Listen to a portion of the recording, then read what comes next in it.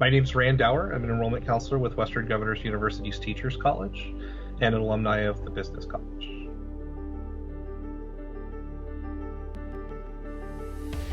I recommend doing as much on-site research as possible, shadowing, even interning or working as an assistant in that environment. Very specific to the Teachers College, but there's a lot of options to work as substitutes or TAs or paraprofessionals. In the case of the students that I work with, that's what I recommend when they don't have any background working in that environment. I'm pretty passionate about those kinds of experiences because I have 2 degrees that I don't want to use in separate fields. So shame on me.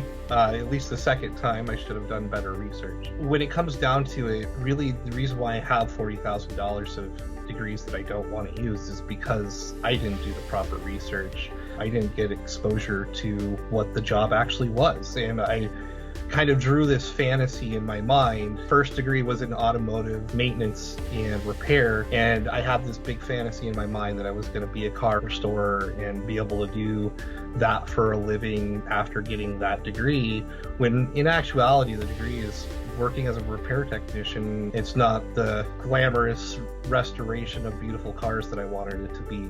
The other degree is in human resources. That's not something I really wanted to do. So just, again, I drew a fantasy in my mind about what that job looked like, or I took a part of that job and blew it up into the entirety of the job rather than looking at all of the little parts together.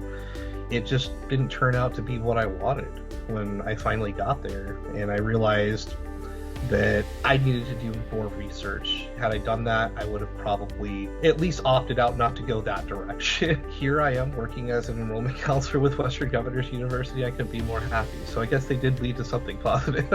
So I guess had I interned or worked in human resources, or even looking at jobs with restoration shops, I would have found that the pathway to those positions or what those jobs were actually entailing were a lot different than what I had imagined.